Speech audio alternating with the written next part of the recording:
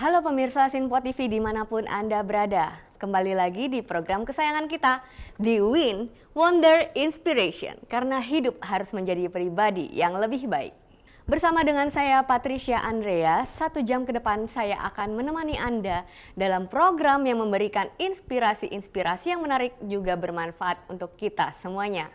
Dan hari ini saya tidak sendiri karena saya telah ditemani oleh 2 rekan panelis saya yang sudah hadir di studio Sinpo TV. Langsung saja ada Randi dan juga Kak Denis. Halo, apa kabar? Halo Patricia, kabar baik. Kak Denis apa kabar? Baik. Kabar baik. Sudah siap mendengarkan inspirasi kita hari ini?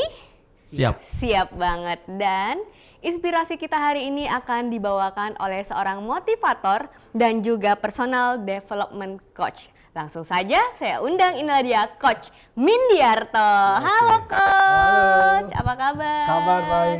Luar biasa. Selamat pagi, good morning. Selamat pagi. Silakan duduk Coach. Oke.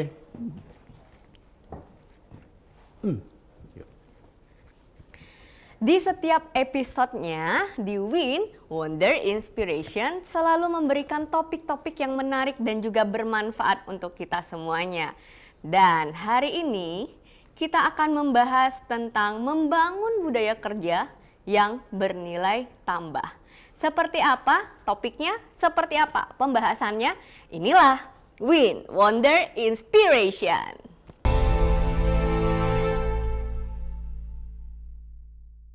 Membangun budaya kerja yang bernilai tambah. Wah, luar biasa sekali topik kita hari ini yang akan dibahas oleh Coach Mindiarto.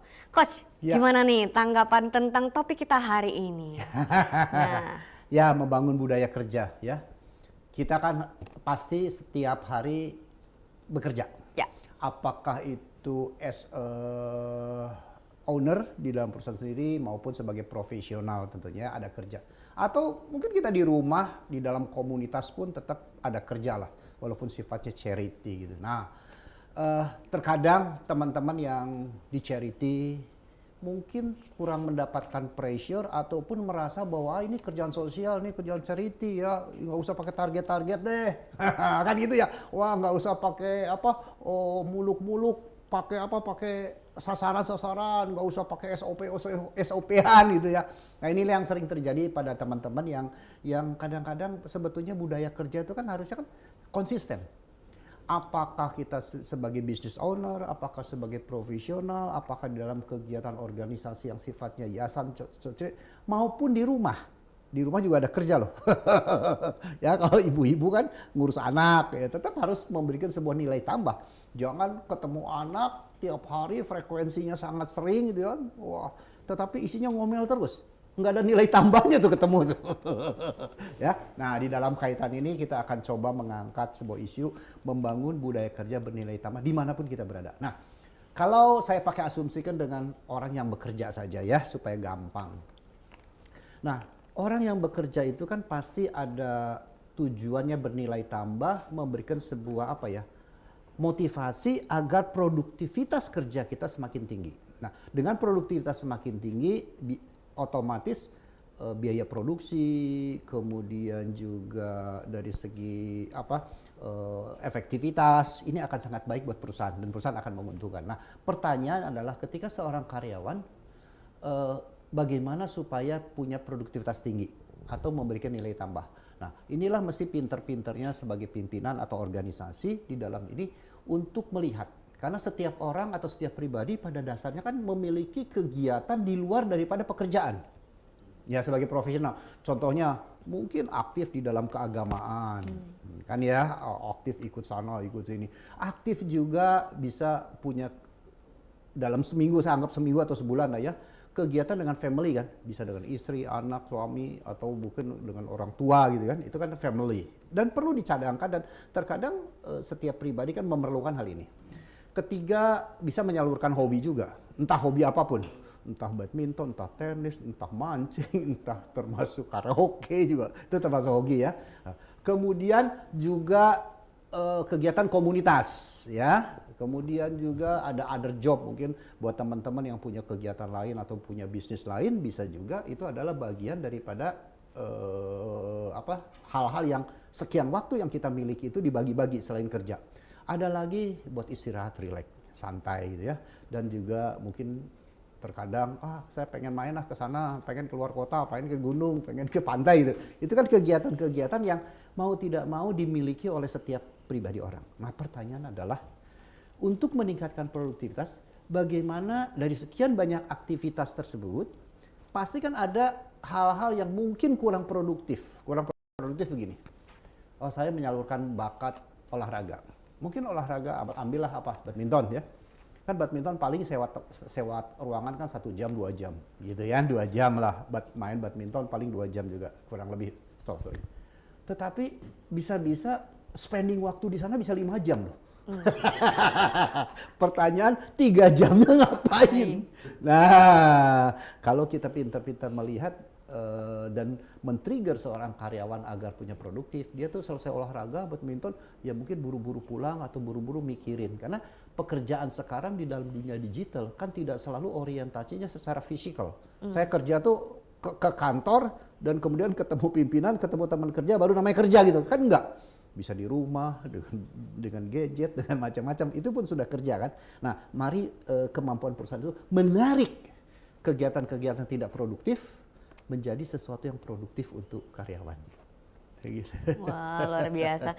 Berarti saya highlight itu adalah produktifnya seorang karyawan itu ya? Iya, iya. Luar biasa. Oke, Coach Min, di setiap episodenya seperti biasa Coach Min ya, kita punya amplop yang berwarna-warni yang sudah standby dipegang oleh Randi nih. Silakan Randi. Warna hitam nggak ada ya? Waduh. Warna hitam. Ya. Bisa nih kalau kita ubah jasnya warna hitam. Wah, kalau jas bukan pertanyaan jatuhnya ya. Baik Coach Min, seperti biasa ada 4 amplop di sesi pertama. Ini boleh dipilih warna yang mana dulu kira-kira? Yang depan aja merah ya. Yang paling depan yang merah dulu, yang menyala-nyala langsung ya di sesi pertama ini. Saya langsung serahkan dulu amplopnya 3 kepada Kak Denis ya, dan nanti di sesi berikutnya. Baik, sebentar untuk kita tunjukkan kepada pemirsa.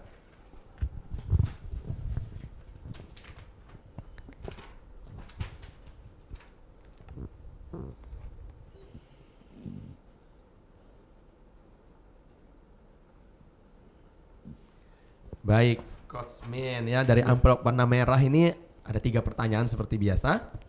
Yang pertama pertanyaan begini Coach Min. Bagaimana cara efektif penerapan budaya kerja terhadap diri seseorang agar diimplementasikan setiap harinya? Oke, begini. Menciptakan budaya kerja agar efektif dan itu berlaku setiap hari gitu ya. Nah, maka kalau objektif kita adalah agar produktivitas setiap hari, maka kita perlu memiliki sebuah KPI, Key Performance Indikatornya diukur setiap hari. Setiap hari ya Coach? Setiap hari. Oke. Karena saya pun bekerja dulu adalah tidak pernah memikirkan target untuk 1 bulan.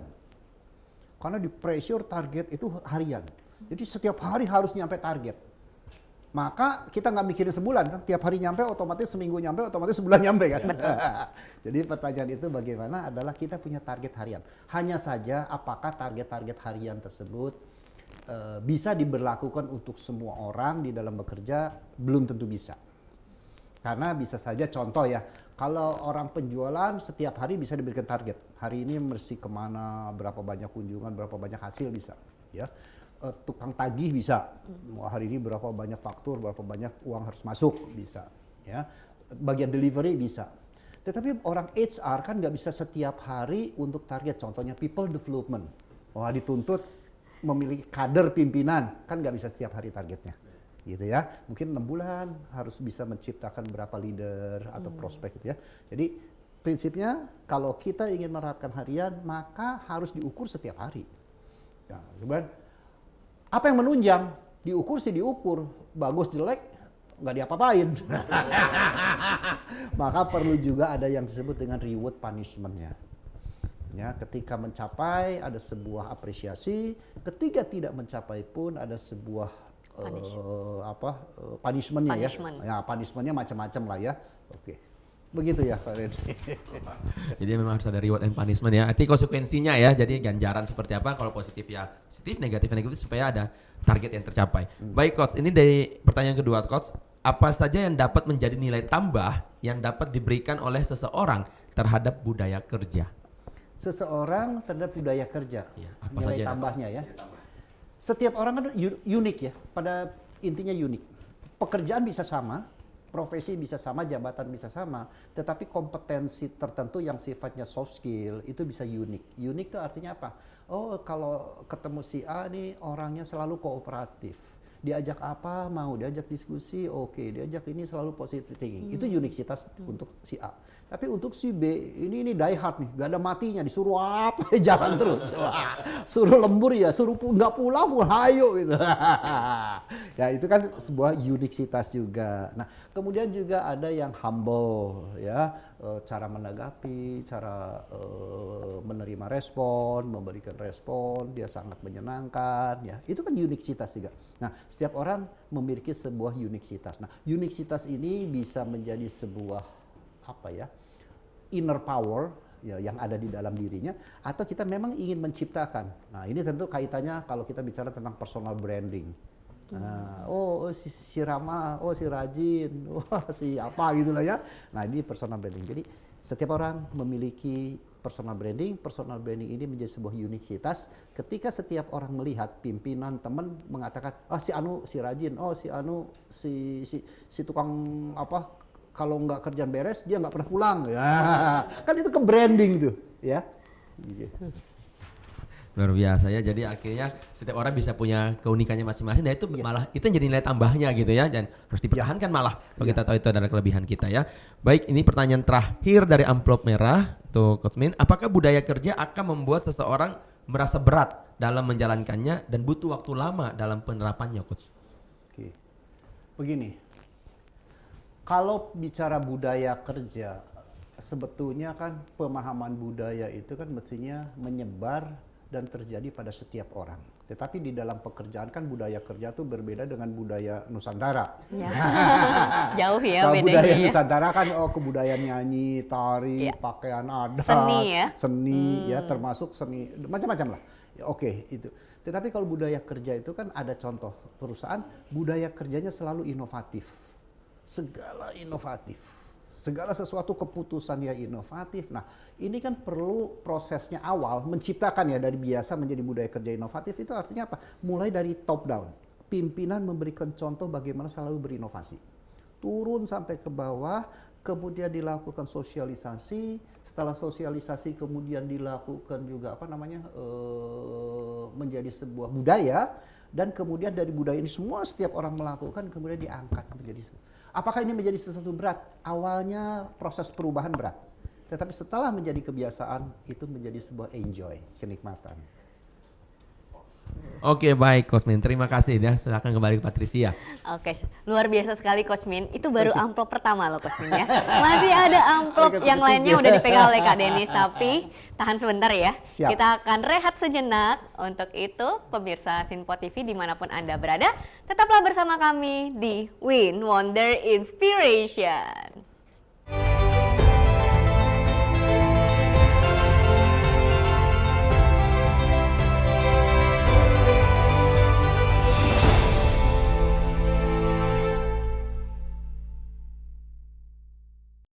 Kembali lagi di program kesayangan kita di Win Wonder Inspiration. Dan di kali ini sudah ada 3 amplop yang dipegang oleh panelis kedua. Ada Kak Denis sudah standby. Silakan Kak Denis. Oke. Pak Min, ada 3. Biru deh, ya Sama dekat ya. Kak Denis ya.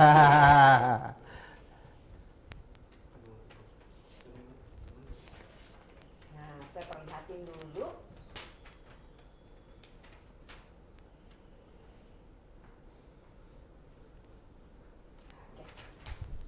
Dari amplop biru ya Pak Min ya. Yuk. Pertanyaan pertama adalah, apakah perusahaan perlu menerapkan budaya kerja dan apa saja manfaat yang akan didapatkan perusahaan Pak? Oke. Kalau pertanyaan apakah perlu, jelas perlu. Budaya itu ya.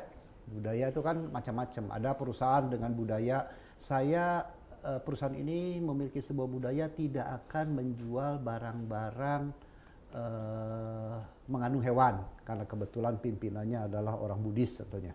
Nah itu kan sudah budaya itu menjadi values buat perusahaan. Ada juga perusahaan yang bergerak di bidang kesehatan tidak akan menjual produk-produk yang akan merusak atau menerima keagenan produk-produk yang tidak sehat untuk tubuh. Contohnya ya jual rokok, minuman keras dia akan tolak. Nah, itu kan akhirnya filosofi dan kemudian menjadi sebuah budaya. Dan budaya itu juga di salah satu kegiatan sosial ada juga. Saya budaya cinta lingkungan. Budaya itu diciptakan. Jadi setiap orang yang datang ke sana tidak akan menemui di lokasi itu yang namanya tisu. Nggak akan nemu. Plastik, Jadi harusnya ya. plastik, minuman harus bawa tumbler, dan bahkan karena cinta peduli lingkungan itu juga mengakibatkan makanan vegetarian, ya. Kemudian lagi di sana kalau habis makan nyuci sendiri. Nah itulah ya. Jadi perlu, sangat perlu. Nah pertanyaan, apakah manfaat buat perusahaan? Jelas itu adalah sebuah value buat perusahaan dan itu menjadi ciri khas, ya, ciri khas buat perusahaan bahwa kalau perusahaan ini value-nya ini, perusahaan ini value-nya ini, perusahaan ini value-nya ini, dan setiap perusahaan itu punya value. Nah, value-value itu kadang-kadang masuk ke dalam sebuah apa ya, golden word, wah, dalam tinta emas, wah, tempel di tembok. Wah, value perusahaan ini. Ada juga value perusahaan adalah memang menciptakan di dalam budaya yang perilaku, behavior, ya. Kita lihat beberapa yayasan, beberapa perusahaan juga memiliki perilaku-perilaku yang sangat indah. Tidak pernah ada namanya marah, walaupun salah, ya. Nggak pernah tuh ada budaya marah di sana. Wah, keren banget. Keren. Ada budaya marah ya. Ada perusahaan yang begitu, tidak, ya. Kemudian juga ada perusahaan juga menciptakan budaya itu juga budaya apa? Budaya selalu kreatif. Setiap orang bisa memberikan kreativitas dan kemudian kreativitas itu diterapkan ke perusahaan menjadi sebuah eksekusi, ya, menjadi sebuah, itu dapat reward. Kreativitasnya apapun. Wah, kelihatan nih, kok ini ada boros nih listrik ya. Wah, berpikir bagaimana kalau begini-begini, penghematan listrik. Wah, ternyata bagus, applicable. Dapat reward contohnya. Nah, itu budaya-budaya yang perlu diciptakan. Memberikan semangat ya Pak ya sama karyawan juga kalau udah kayak gitu ya. Dapat Yes, reward yes. lagi ya. Ya. Luar biasa ya. Luar biasa. Oke. Lanjut ya Pak, untuk pertanyaan kedua, siapakah yang wajib menjadi contoh dalam penerapan budaya kerja dalam perusahaan agar menjadi efektif dalam penerapannya? Ya seperti diungkapkan tadi, bahwa kalau namanya contoh panutan pasti dari top down, ya. Dari atas ke bawah. Contoh begini. Kalau kita budaya bersih, budaya cleaning gitu, budaya bersih, ya, budaya sehat.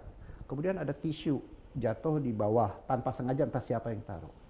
Nah, kalau budaya kebiasaan bersih itu terjadi dan peduli terhadap kebersihan terjadi, bos itu yang akan mungut. Mungut, ambil, buang di tempat sampah. Tapi kalau belum terjadi budaya itu, akan nyuruh orang, itu ada tisu, tolong ambil. Iya. Kan itu budaya itu sudah menciptakan, saya sebagai panutan, bos aja mau Ngambil ya. ngambil. Nah, kemudian kan artinya apa? Menjadi orang lain second layer-nya, third layer-nya kan jadi sungkan. Bos aja mau nyapu. Oh, ini ada bocor, ini ada basah. Ya udahlah, nyari office boy, memang kerjaan office boy, tapi nggak ada kan ya. Ya udahlah, dia ada sapu di situ, ada lapel, ya ambil, dia lap sendiri. Nah, inilah budaya. Jadi panutan ya coach ya. Yes. Jadi kalau dari mana pasti top down. Tapi ketika sudah terjadi budaya, artinya setiap orang merasa bertanggung jawab atas setiap sesuatu yang memang diperlukan atau menjadi sebuah bahan pekerjaan kita di dalam roh bekerja kita. Oke ya. Keren banget loh. Mantap. Kita lanjut untuk pertanyaan terakhir di amplop biru ya Pak. Apakah nilai tambah yang dapat dilakukan terhadap budaya kerja perusahaan Pak? Apa nilai tambah ya? Iya. Nilai tambahnya satu pasti menjadi sebuah advantage buat perusahaan itu ya. Ya, advantage, nilai tambah tersebut. Jadi ketika kita bisa budaya trust, budaya perusahaan ini green business gitu ya. Nah, ini kan akan menjadi sebuah ciri khas bahwa kalau Anda cari produk-produk yang ramah lingkungan, belilah produk-produk dari perusahaan A. Itu nilai tambah sudah. Kenapa? Ini produk ini green business. Nah, green business ini kan bukan semata-mata hanya produknya ramah lingkungan, tetapi prosesnya ramah lingkungan. Ya, proses tuh mesinnya yang tidak memberikan satu dampak amdalnya bagus. Kemudian di dalam sumber daya manusianya ramah lingkungan apa? Sumber daya ramah lingkungan artinya dia mencoba menggunakan sumber daya orang sekitar di situ. untuk menjadi sebagian karyawan di sana, untuk dididik. Mungkin kompetensinya kurang, tapi dia didik. Itu kan termasuk ramah lingkungan. Termasuk lagi bangunannya ramah lingkungan apa? Menghindari penggunaan-penggunaan yang maintenance-nya berat, menggunakan maintenance yang terlalu banyak chemical-nya contohnya. Itu kan sebetulnya ramah lingkungan. Dan itu akan menjadi sebuah values ya atau nilai tambah bagi perusahaan-perusahaan yang tidak ramah atau bagi perusahaan-perusahaan yang tidak peduli gitu ya. Contoh lagi budaya nilai mas sekarang sudah terjadi kan di dalam budaya pelayanan 7 kali 24 jam. Nah itu kan budaya. Kapanpun Anda komplain, saya siap untuk menangani. Itu kan budaya kerja. Dan masih sering banyak terjadi perusahaan-perusahaan yang tidak punya budaya kerja. Jam istirahat, off, dilayani hanya hari kerja. Nah ini kan budayanya budaya kerja on time, hanya kerja di situ gitu loh. Tapi ada perusahaan yang punya budaya adalah ingin melayani pelanggannya itu adalah setiap saat Anda punya masalah saya bantu. Gitu kan? Nah, kemudian ada lagi budaya kerja adalah tidak ada jam kerja, itu budaya. Tetapi yang penting pekerjaan beres. Yang berat adalah kita udah nggak disiplin, nggak punya jam kerja, kerjaan nggak beres. Wah, itu kan parah banget gitu lah. Nah, Itu bukan budaya tapi Coach, itu budaya juga ya. Ya budaya kan pasti ada plus ada minus. Ada budaya buruk, budaya tidak disiplin waktu, itu budaya juga kebiasaan. Karena apa? Di dalam pikirannya, mindsetnya, wah orang Indonesia jam karet deh. Jadi selalu namanya jam pasti mundur, namanya jam selalu tidak disiplin. Itu kan mindset. Akibatnya apa? Ya budaya ngaret itu biasa. Kan? Tapi ada juga saya sudah terdidik, saya hampir tidak dikatakan pernah ngaret. Selalu sebelum waktunya sudah standby ready gitu ya. Disiplin Kenapa? ya Coach ya. Disiplin, ya. Karena budaya kerja saya juga menciptakan seperti itu. Kemudian budaya apa? Budaya bahwa tidak mencapai target itu adalah sebuah kerugian atau sebuah dosa gitu. Itu kan budaya ya. Kultur perusahaannya. Sehingga namanya mencapai target. Target tuh macam-macam, bukan hanya orang sales lagi ya. Target tuh bisa setiap departemen. Jadi kalau saya punya tanggung jawab, maka budaya mencapai target adalah tugas dan tanggung jawab saya. Kemudian apa seperti begitu? Ya karena kita dibayar untuk mencapai target kan. Loh kita digaji kan untuk mencapai target, bukan boleh achieve 50%, 60%. Apapun departemennya, departemen keuangan mencapai target apa? Target uang masuk, target cash flow bagus, target profit perusahaan tercapai. Bagian HR, target sumber daya manusia selalu terisi dengan lengkap, orang-orang punya kompetensi, sistem karir berjalan, itu orang HR, orang produksi ya sama, biaya produksi turun, bisa mendapatkan harga termurah, macam-macam. Jadi setiap departemen punya target-target. Ya tidak selalu targetnya rupiah. Ya, oke. Luar biasa loh. Ini baru satu amplop jawabannya. Wow. Mendalam ya. Dalam sekali. Makasih ya Pak Min. Oke. Ya. Coach Min, mungkin saya ada mau menanggapi atau mungkin bertanya kepada Coach Oke. Min ya. Di mana mungkin beberapa waktu yang lalu ada fenomena seperti ini Coach Min, bahwa di Indonesia itu kalau perusahaan mencari karyawan tuh hanya batas maksimal umur 35 tahun. Sedangkan kalau di luar negeri itu bahkan sampai usia lanjut pun masih boleh bekerja atau maksudnya boleh direkrut lah sebagai newcomer. Lalu juga mungkin yang belum menikah, yang bekerja, yang sudah menikah malah ada dibatasi-batasi seperti itu. Menurut Coach Min, tanggapan itu termasuk budaya rekrutmen di Indonesia itu bagaimana Coach Min? Satu, ada hukum sebab akibat, kalau saya melihat ya, ada hukum sebab akibat ya. Bisa juga yang parah itu adalah kebijakan yang turun temurun padahal itu sudah nggak valid. Contoh nggak valid begini. Mungkin dulu kalau usia rata-rata penduduk Indonesia 55 sudah tewas. 50. Nah, sekarang kan usia penduduk Indonesia sudah ada di angka 67, 68 rata-rata. Nah, sehingga sebetulnya juga butuh penyesuaian bahwa produktivitas orang itu seperti itu, ya. Dulu pegawai negeri kan umur 55 tahun harus pensiun. Kemudian kan sudah bergeser tuh menjadi 57, menjadi 58, ada beberapa itu sampai ada 70, kalau dosen bisa sampai 70 lebih gitu ya, dokter.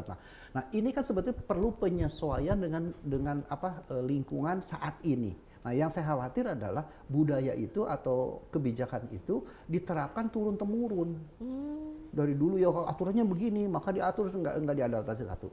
Terus kedua, kalau untuk jabatan-jabatan tertentu Mungkin umur menjadi sebuah pertimbangan tersendiri. Jabatan tertentu ya, contohnya, oh butuh fisiknya yang kuat, oh butuh mobilitasnya tinggi, oh butuh refleks kerjanya kuat. Ya mungkin mau tidak mau kita harus akui teman-teman yang lebih muda secara umum akan lebih baik. Dan kita itu menjadi sebuah kebijakan bisa benar.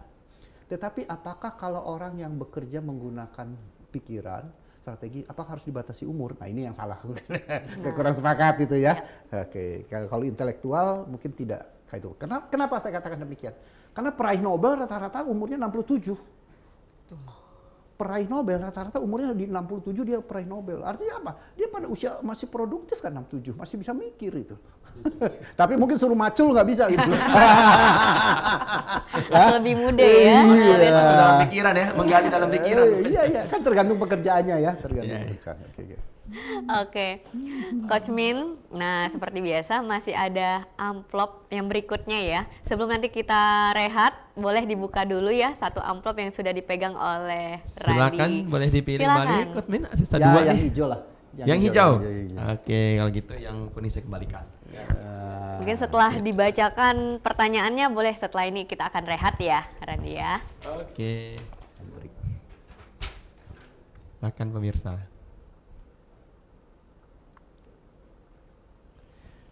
Baik, pertanyaan yang pertama dari amplop hijau Kosmin. Sebelum rehat katanya hostnya ya Patricia. Akankah penerapan budaya kerja juga berpengaruh terhadap kepribadian seseorang dalam bergaul dengan sesama teman, Coach? Boleh dipikirkan dulu, boleh digali-gali ya deh. Ya Coach Min ya, digali-gali dulu ya. Untuk itu kita harus rehat sejenak. Pemirsa Sinpo TV dimanapun Anda berada, tetaplah bersama kami di WIN Wonder Inspiration.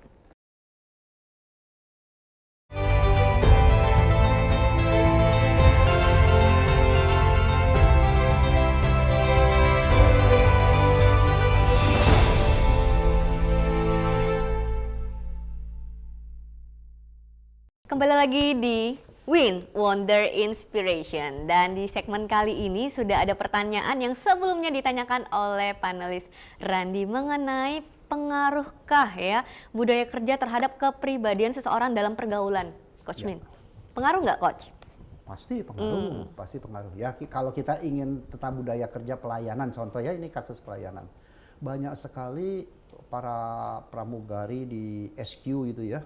Dia kan jutek-jutek tuh, aslinya sebagai ibu rumah tangga. Tetapi ketika dia berada di pesawat, sangat-sangat ramah. Jadi itu satu. Tetapi kemudian lanjut. Dan budaya itu kan merupakan sebuah habitus ya. Pengulangan terus, dan itu menjadi sebuah trademark, kira-kira begitu ya. Nah, di dalam budaya kerja kaitannya dengan pribadi di dalam lingkungan pasti berpengaruh. Jadi ketika dia budayanya diciptakan budaya, ini orangnya ramah, maka ketemu dengan siapapun di lingkungan ramah. Oh dia terbiasa tukang terlambat, maka ketemu dengan siapapun terlambat. Pengaruh enggak? Pengaruh. Pengaruh ketika janji-janji, udahlah dia terlambat, ogah gue meeting sama dia, ketemu sama dia, ogah enggak, bilang sibuk aja deh.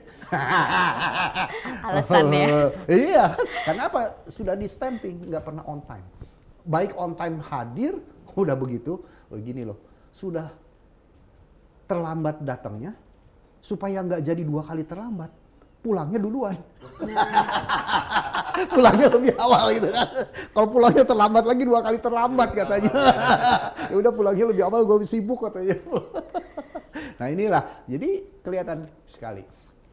Dan hal yang lain yang penting adalah tentunya setiap stempel itu positif akan berdampak pasti ke positif, saya percaya ya. Negatif akan berdampak terhadap negatif. Jadi ilmu hukum tabur tuai itu ya saya percaya banget itu loh. Jadi ketika ada orang yang tidak disiplin, pasti dampaknya adalah menjadi omongan di luar yang buruk. Orang yang apalagi mental miskin.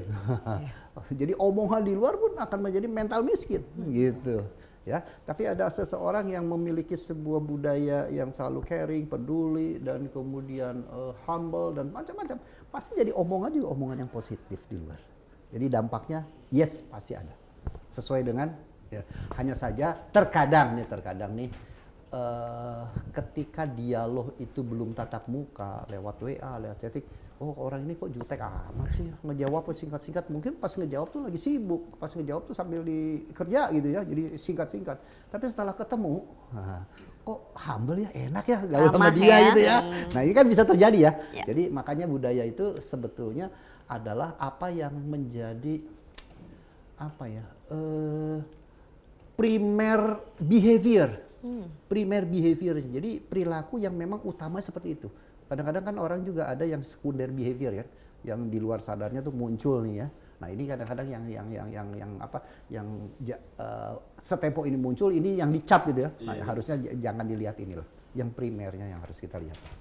Wah, mantap nih coach. Ya memang sering terjadi coachnya seperti itu ya. Jadi kita harus paham juga berarti primer Dan yang sekunder. sekunder gitu ya. Karena seseorang pasti punya itu berarti sesekali keluar atau yang sering keluar gitu Iya, ya. iya. Oke, baik coach, kita lanjut ke pertanyaan yang kedua. Bagaimana seseorang harus bersikap apabila ada penerapan budaya kerja yang baru? Satu, bagaimana harus bersikap? Ya. Satu adalah ketika seseorang itu melihat budaya baru itu, saya yakini begini dulu ya. Perusahaan menerapkan budaya baru pasti punya tujuan positif. Gitu kan ya? Kan nggak pengen pimpinan perusahaan ada budaya baru dampaknya buruk gitu. Ya kecuali keseleo. Pasti tujuannya positif. Satu.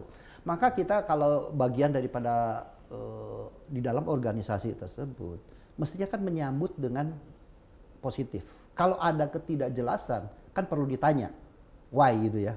Tujuannya apa sih? Kenapa begini? Kenapa begitu ya? Sehingga kita paham. Nah yang sering terjadi adalah nggak nanya tapi ngegrundel gitu loh. Nggak nanya tapi ngumpet di belakang. Nah ya, satu. Hal yang kedua adalah seberapa tinggi acceptance kita ketika ada new policy, new Kebijakan. behavior gitu ya. Kedua adalah tergantung yang disebut dengan adaptive quotient kita, kecerdasan beradaptasi. Ada orang dengan mudah bisa beradaptasi, kemudian bisa menerima. Ada orang yang susah, dengan kata lain bandel untuk dijelasin. Kenapa? Karena dia orang yang kaku tidak mudah beradaptasi.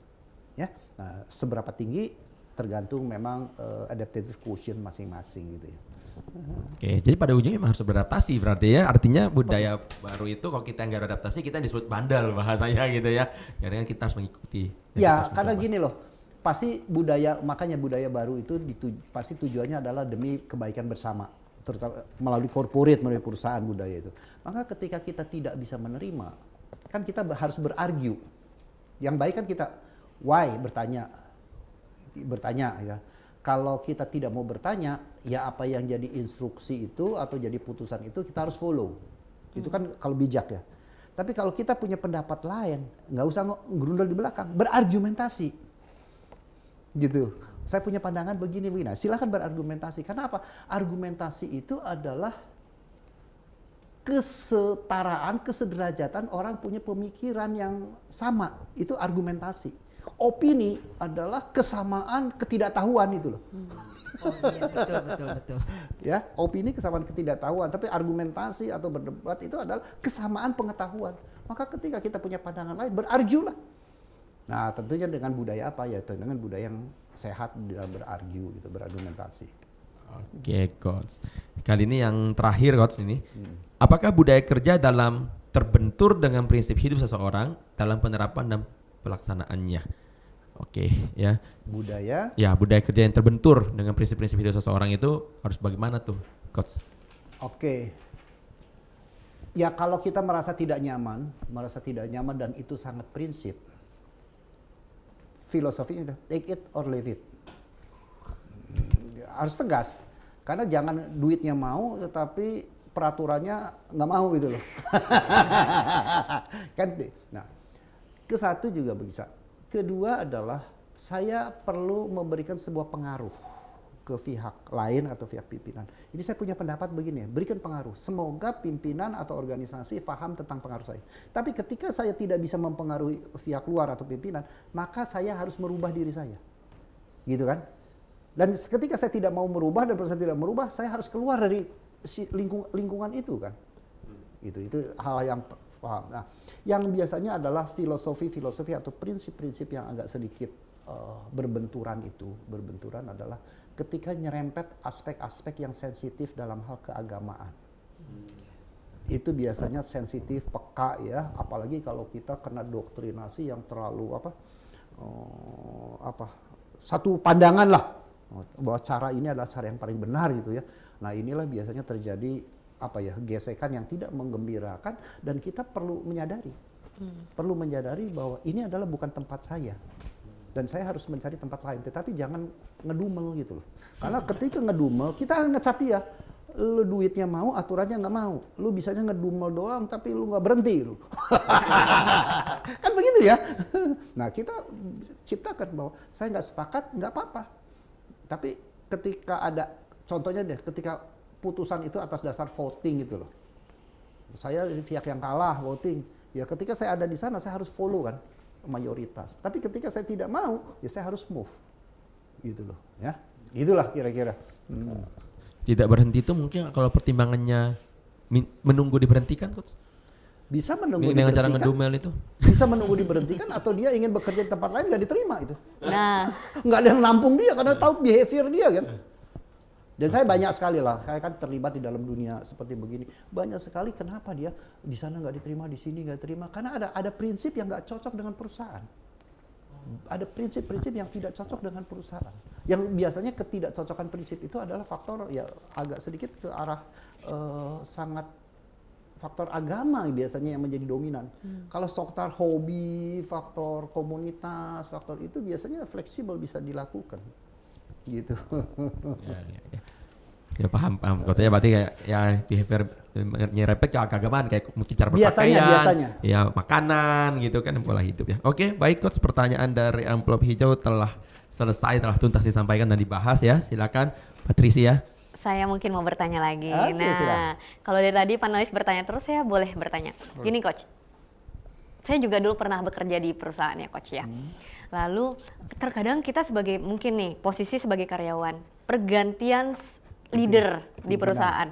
Mungkin juga perbedaan juga ya cara leadernya, leadershipnya seperti apa juga beda. Terus juga budaya dalam Mengelolanya ya. mengelola juga beda. Sedangkan kita karyawan yang mungkin sudah lebih dari 10 tahun bekerja. Dulu bos gue nggak kayak gitu deh. Kok sekarang begini? Bagaimana kita menyikapi Menyikapinya ya teman-teman ataupun karyawan-karyawan yang sudah misalnya terbiasa dulu leader kami begini, sekarang nggak begini, kok begini. Nah, bagaimana Coach? Ini juga salah satu bagian yang saya alami dalam artian terjadilah pada tim gitu ya. Ya. Kok dulu sebelumnya Pak Min kok enak ya begini, boleh terlambat. Kan gitu kan? Iya. Zaman saya kan strict. Oke. Anda tuh bukan soal terlambat, kan cuma 2 menit. Kan cuma 3 menit terlambatnya gitu ya. Mereka excuse-nya. Dulu diampuni, 2-3 menit, 5 menit itu diampuni. Zaman saya nggak diampuni. Karena saya filosofinya bukan Anda terlambat 2 menit, 3 menit. Kalau dulu pakai mesin mesin Amano, mesin absen. Absen. Biru atau merah? Ya. Merah berarti udah salah. Karena begitu 801 tek merah gitu kan. Kan udah merah. Ya, saya melihatnya bukan 1 menit, 2 menit, 5 menit, biru atau merah. Sama dengan ketika orang mencuri. Bukan artinya Anda mencuri Rp1.000 adalah benar dibanding orang mencuri 1 juta atau 1 miliar. Dia sama-sama mencuri, cuman yang beda adalah hukumannya aja kan. Yang beda dosanya gitu ya. Itu satu. Kedua, kita jadi karyawan secara mayoritas ya secara umum. Memang punya nice leader itu enak. Salah diampuni, nggak perform ya dimaklumi, itu enak. Tapi ketemu great leader, itu memang nggak enak. Nah ini yang sering dibanding-bandingin, hal-hal yang kadang-kadang membuat saya tidak nyaman, itu yang jadi pembanding. Contohnya ya tadi ya, tidak disiplin waktu, salah dikit diomelin, kalau dulu salah dikit diampuni. Gitu. Kan gitu ya. Nah itu hal-hal yang terjadi ya. Dan pilihan kita adalah, saya akan rubah saya punya bos, atau saya merubah diri saya, gitu ya. Kedua, kembali ya, saya harus lihat juga setiap pimpinan juga punya kekuatan dan kelemahan. Nah, yang dibanding-bandingkan kadang-kadang adalah hal yang tidak nyaman buat kita, itu menjadi pembanding. Tapi kalau sebetulnya itu sebagai strong point, oh dia orang yang mendisiplinkan kita. Dulu saya nggak disiplin, sekarang punya bos yang disiplin. Artinya kan ada program perbaikan. Walaupun perbaikan itu membuat tidak nyaman awalnya loh. Ya, itu sih ya. Oke. Oke, luar biasa sekali, sangat masuk sekali ya jawabannya, luar biasa.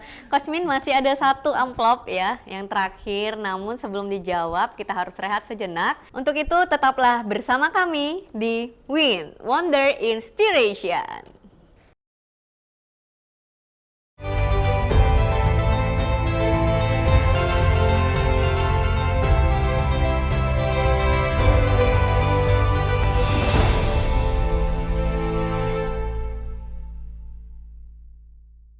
Kembali lagi di Win Wonder Inspiration. Nah, masih ada satu amplop yang sudah dipegang oleh panelis Kak Denis. Silakan Kak.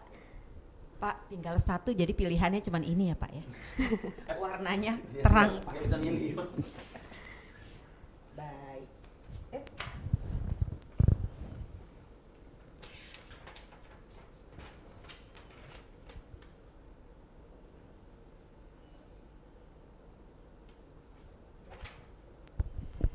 Di amplop terakhir warna kuning Pak, pertanyaan yang pertama, apakah seseorang yang melakukan penerapan budaya kerja akan lebih baik dan produktif dibandingkan yang lain Pak? Iya. Oke, baik. Kalau pemahamannya positif, pastilah orang yang memiliki budaya kerja positif akan punya lebih baik. Tetapi budaya ini kan saya katakan juga adalah tidak ujuk-ujuk muncul sendiri ya. Jadi ada peran perusahaan terlibat kuat di dalam menciptakan budaya kerja tersebut. Nah, budaya kerja itu bukan hanya sekedar baik atau buruk, tetapi kalau kita bagi menjadi ilmu managerial grade gitu ya, dibagikan menjadi dua. Ada pendekatan manusia dan ada pendekatan tugas. Ya, pendekatan manusia juga dibagi dua, ada yang rendah, ada yang tinggi. Contoh pendekatan manusia yang rendah apa? Ya tidak memperhatikan tentang kesejahteraan, tidak memperhatikan tentang bagaimana orang ini harus menjadi lebih baik, lebih pintar, lebih pandai, tidak memperhatikan kesehatan, tidak memperhatikan keselamatan, itu ya, itu adalah pendekatan manusianya rendah. Tapi ada juga perusahaan yang sangat memperhatikan tentang human task-nya itu, human behavior-nya tinggi. Artinya kesejahteraan fasilitasnya, kemudian termasuk pensiunnya, bagaimana dipintarkan, bagaimana mikirin keluarganya. Itu ya pendekatan human-nya kan sangat tinggi. Nah, kemudian satu lagi ya, itu median, ada lagi berkaitan dengan tugas. Manusianya bagus, tapi kalau lupa dengan tugas, dengan objektif atau dengan performance itu ya, itu namanya tugas ya. Ada juga perusahaan yang tidak aware terhadap pencapaian objektif, pencapaian tugas yang disebut dengan rendah. Ya nyampe target, nggak nyampe target masa bodoh lah. Yo berhasil, nggak berhasil masa bodoh lah. Yo, salah atau benar masa bodoh lah. Itu kan rendah. Tapi ada juga yang tinggi kan. Gitu kan. Tinggi artinya Anda harus achieve, Anda harus perfect, Anda harus do the best. Itu kan tinggi. Itu artinya apa? Orientasi terhadap pencapaian pekerjaan itu tinggi. Nah, ketika kita organisasi berada pada posisi memanusiakan atau mengwongke-nya rendah, kemudian orientasi terhadap pekerjaan juga cuek-cuek saja, gitu. Itu yang disebut dengan area BP10. Berangkat pagi-pagi, pulang petang-petang, pendapatan pas-pasan, potong pajak pula. Oke. Lengkap sekali ya. Nah, kalau kita berada di sini, cepat-cepatlah keluar sebagai karyawan. Sudah tidak nyaman ya Pak ya? Tidak baik. Sudah tidak Ya. Tidak baik di dalam personal development. Bagaimana saya ingin bisa berkarir itu pasti tidak baik. Cepat-cepat berhenti kalau kita berada di dalam lingkungan pekerjaan seperti itu. Kemungkinan karir mandek juga bisa ya? Udah Sangat. sampai situ aja Pasti ya? mandek. Pasti mandek ya Pasti Pak? mandek, bukan kemungkinan. Oke.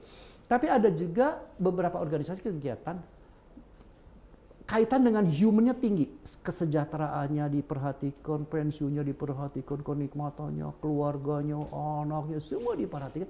Tetapi dia perusahaan itu tidak punya budaya tentang pencapaian performan yang bagus. Ini kan yayasan sosial namanya. Ya, ini yayasan sosial. Kenapa? Karena yayasan sosial kan perilaku seperti begitu gitu, lama bangkrut. Kemudian ada lagi humannya rendah, tetapi terhadap tasnya, terhadap tugasnya tinggi. Oh ini kerja Rodi. Oh iya. ikut Yahudi ini. Ya.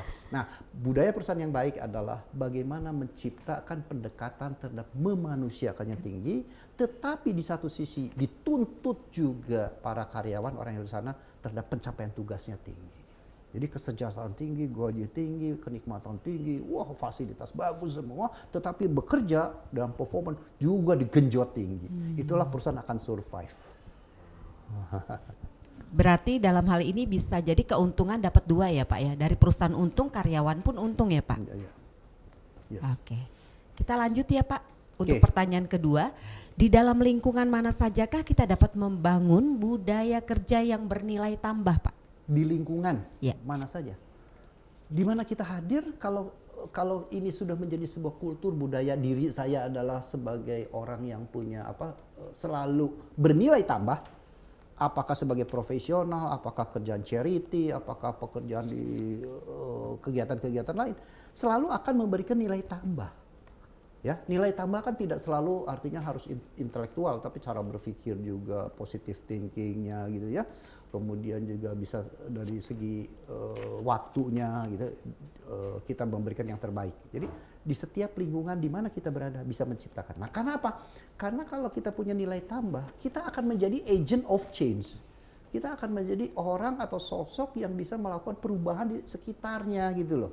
Ya, nah, tapi kembali ya, perubahan ini saya konotasikan memiliki sebuah pemahaman positif, karena budaya ini kan bisa juga budaya negatif. Nah, saya akan dalam aspek positif, itu akan menjadi agent. Jadi ketika dia diminta ditempatkan dimanapun, orang ini akan selalu bisa welcome dan diterima, dan kemudian juga menjadi sebuah mercusuar. Wow, terjadi perubahan-perubahan yang luar biasa dan dahsyat gitu ya. Baik Pak. Dan yang terakhir dari amplop kuning, bagaimanakah upaya yang harus dilakukan agar dapat membangun budaya kerja yang bernilai tambah? Oke, tadi kita bicara budaya perusahaan secara filosofinya ya. Pendekatan manusianya tinggi, tetapi juga pendekatan terhadap kepentingan tugas, tanggung jawab, orientasi pekerjaan juga harus tinggi. Tuntutan perusahaan tinggi ya. Itu satu hal akan menyelamatkan perusahaan itu. Akan sustainable. Nah, kemudian apa yang perlu dilakukan? Perlu dilakukan adalah ketika kita bicara bahwa setiap individu, setiap karyawan, siapapun kan punya pekerjaan rutin lainnya di luar bekerja. Ya tadi agama lah, nyalurkan hobi lah, bersama family lah, kemudian ikut komunitas lah, enjoy lah, main lah. Nah, bagaimana yang 7 yang ini tuh bisa dicolong dalam 1 minggu 1 jam. Relaxnya lu jangan kelamaan dan potong 1 jam. Olahraga jangan kelamaan potong 1 jam. Sehingga kan kita sudah hemat 7 jam sebetulnya. Kalau bisa kita brainwash ya. Nah 7 jam ini kalau dipakai untuk bekerja, kan luar biasa, itu 1 hari kerja ekstra lo ya. Kelihatannya 1 jam, tapi bisa 7 jam, 1 hari ekstra kerja kan. Nah itu 1. Jadi kalau 1 dari 5 hari kerja, itu 20% productivity improve loh. Jangan main-main itu. Kerja 5 hari, sekarang tambah ekstra 1 hari, walaupun 1 harinya tuh sejam ya. Tapi itu 20% kita punya improve productivity. Itu 1 poin. Kedua, nah bagaimana menggiring itu? Menggiring itu adalah dengan sistem. Dengan sistem, tidak bisa himbauan saja. Himbauan berlaku untuk 15% orang-orang yang punya tingkat kesadaran tinggi. Tapi 85% karyawan itu juga akan berubah ketika ada enforce ya, ketika ada tekanan, ketika ada sistem yang membawa dia perlu begitu. Iya. Dalam hal apa? Bisa dalam hal career path, bisa dalam hal sistem reward punishment, termasuk di dalamnya adalah di dalam motivation system. Nah, bicara motivation system adalah bukan motivation practice. Practice itu artinya diikutkan seminar, di kelas, kasih musik yang menggelegar, wah kasih loncat-loncat, Biar itu semangat motivation, nih, biar semangat. ya. Itu motivation penting, tapi motivation practice. Ya umurnya 2 jam, 3 jam, paling lama 3 hari itu hilang. Nah, tapi ada motivation yang disebut sistemik. Bagaimana menyelenggarakan morning meeting yang membooster, morning meeting yang antusiastik. Bagaimana sistem pelatihan yang tepat, bagaimana sistem career path, bagaimana sistem reward punishment atau sistem penggajian, sistem bonus, sistem insentif. Itu adalah motivation system. Nah ini adalah alat. Jadi ketika orang bekerja santai dengan orang yang totalitas budaya bekerja ingin bernilai tambah, ketika ada kesempatan karir gitu ya, karena ini ada sistem yang menggiring dia akan selalu do the best, do the best, do the best. Ngejar terus ya. Ngejar terus sehingga saya nanti ada kesempatan posisi lebih tinggi, saya akan dapatkan itu. Gitu. Itu sistem motivation, tidak cukup dengan himbauan. Apalagi yang tingkat kesadarannya Rendah. nggak terlalu tinggi ya Pak ya, memang Iya. harus dibuat motivasi ya. Iya, iya. Dan tambahan mungkin bisa kali ya Pak, dapat reward kalau misalnya mereka melaksanakan gitu, bisa nggak Pak? Sangat bisa. Hanya saja insentif itu akan menjadi sebuah game atau aturan yang fair ya ketika diberlakukan untuk semua. Jadi bukan diberlakukan untuk wah orang ini kelemar-kelemar, wah orang ini kurang reward ya kita bikin sistem buat dia doang. Hanya berlaku buat dia. Artinya apa sistem itu atau insentif itu berlaku sangat individual kan, tidak berkompetisi gitu. Tetap perlu dilakukan secara kompetisi. Secara universal ya. Universal dan bagaimana orang yang tadi yang kurang rajin, yang individual ini supaya menjadi Rajin. greget gitu loh. Di boost terus ya. Nah dengan cara apa ya? Mungkin dengan cara pimpinan banyak melakukan coaching. Karena kalau teman-teman yang punya tingkat kesadaran tinggi kan nggak perlu coaching lagi, tinggal telling. Ini ada insisi bagus loh, lu kejar deh. Wah, dengan ngomong begitu dia akan lari gitu. Tapi ada kan yang belum tentu bisa seperti itu kan. Nah perlu didampingi, perlu di coaching, perlu di counseling, ngomong-ngomong baru dia lari gitu. Belum dipanasin. Iya. Harus dipanasin dulu ya biar ini. Diesel ya. Cukup Kak Denis, cukup, luar terima biasa. kasih. Mungkin ada yang mau ditambahkan dari Randy?